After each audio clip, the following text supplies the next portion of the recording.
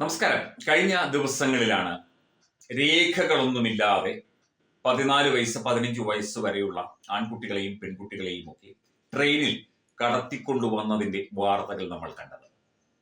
ഇത് മറ്റ് സംസ്ഥാനങ്ങളിൽ നിന്ന് പ്രത്യേകിച്ച് രേഖകളൊന്നുമില്ലാതെ ഈ കുട്ടികളെ കേരളത്തിലേക്ക് കടത്തിക്കൊണ്ടുവരികയും കേരളത്തിലെ അനാഥാലയങ്ങളിലേക്ക് ഈ കുട്ടികളെ കൊണ്ടുവരികയും ഒപ്പം മതപരിവർത്തനം നടത്തി ഇവിടെ ഒരു പുതിയ മതതലമുറയെ സൃഷ്ടിക്കലുമാണ് ഇവരുടെയൊക്കെ ലക്ഷ്യം എന്ന് പറഞ്ഞാൽ അത് തെറ്റാണോ ശരിയാണോ പരിശോധിക്കേണ്ട വിഷയമാണ്. കഴിഞ്ഞ ദിവസം സുപ്രീം കോടതിയിലെ സീനിയർ അഭിഭാഷകനായ അശ്വിനി ഉപാധ്യായ എന്ന വ്യക്തി അദ്ദേഹം ഒരു മാധ്യമത്തോട് നടത്തിയ വെളിപ്പെടുത്തൽ ശ്രദ്ധയിൽപ്പെട്ടു.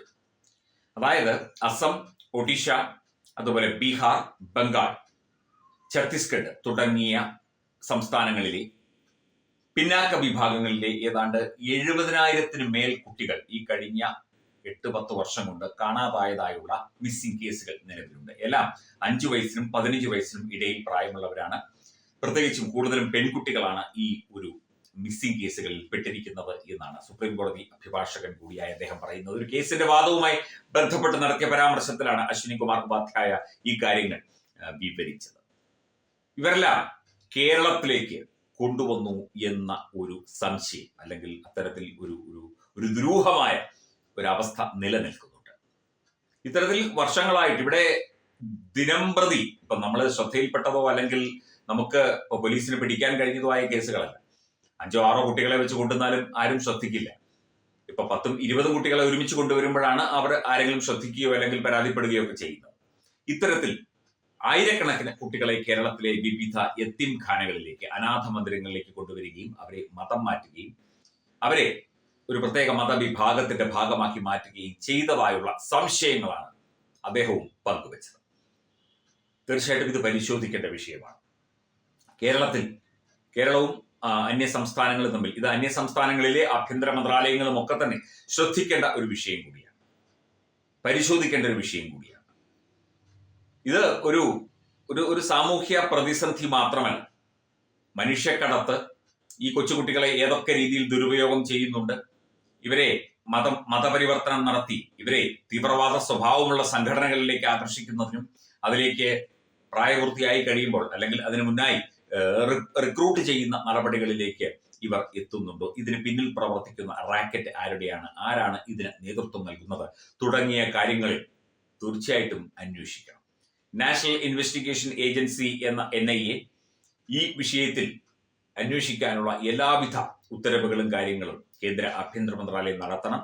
അതത് സംസ്ഥാനങ്ങളിലെ ആഭ്യന്തര മന്ത്രാലയങ്ങളുമായി ബന്ധപ്പെട്ട് കേരളത്തിലെ ആഭ്യന്തര മന്ത്രാലയവുമായി ചേർന്ന് വെച്ചുകൊണ്ട് ഇത്തരത്തിൽ ഒരു നടപടി ഇവിടെ നടക്കുന്നുണ്ടോ, ഇത് വെറുതെ ഒരാൾ പറഞ്ഞതല്ല, ഒരു സുപ്രീം കോടതിയിലെ സീനിയർ അഭിഭാഷകൻ അദ്ദേഹം സൂചിപ്പിച്ച കാര്യമാണ്. അപ്പം അത്തരത്തിൽ ഉള്ള സാമൂഹ്യ വിരുദ്ധ ദേശവിരുദ്ധ ഇടപെടലുകൾ കൊച്ചുകുട്ടികളെ വരെ ഉപയോഗിച്ച് നടത്തുന്നുണ്ടോ? ഇവിടെ കൊച്ചുകുട്ടികളെ കൊണ്ട് കൊലവിളി മുദ്രാവാക്യങ്ങളും ഭീഷണികളും ഒക്കെ നടത്തുന്നത് നമ്മൾ കണ്ടിട്ടുണ്ട്.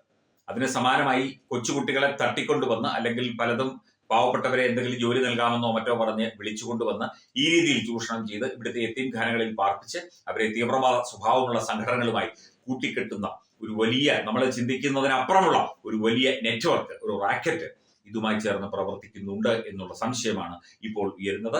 ഈ ഒരു വിഷയത്തിൽ ശക്തമായ അന്വേഷണം ഉടൻ, അതായത് ഒരു കാലതാമസം പോലും ഇല്ലാതെ അന്വേഷണം നടത്തണം. വിവിധ സംസ്ഥാനങ്ങളിലെ വിവിധ വകുപ്പുകളുമായി ബന്ധപ്പെട്ട് കേരളത്തിലെ പോലീസ് സ്റ്റേഷനുകൾ, അതുപോലെ യത്തീംഖാനകൾ അധികൃതമാണോ അനധികൃതമാണോ, അവിടേക്ക് വന്ന പുതിയതായ കുട്ടികൾ ഏതൊക്കെ, അവരൊക്കെ ശരിക്കും യത്തീമുകൾ തന്നെയാണോ, അവരൊക്കെ അനാഥർ തന്നെയാണോ തുടങ്ങിയ കാര്യങ്ങളൊക്കെ പരിശോധിക്കേണ്ടതാണ്.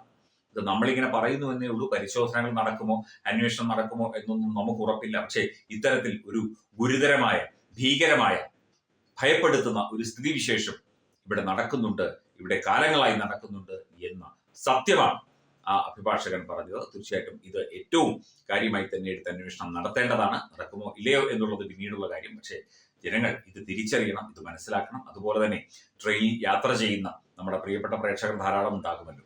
ഇത്തരത്തിൽ ഗ്രൂപ്പായിട്ടൊക്കെ തന്നെ കുട്ടികളെ കൊണ്ടുവരികയാണെങ്കിൽ അത് ശ്രദ്ധയിൽപ്പെട്ടാൽ ആരാണ് കൊണ്ടുവരുന്നത്, അതുപോലെ ആ കുട്ടികളോട് സംസാരിക്കുകയോ മറ്റോ ചെയ്തിട്ട് തീർച്ചയായിട്ടും റെയിൽവേ പോലീസിനെ അടിയന്തരമായി വിവരം അറിയിക്കണം.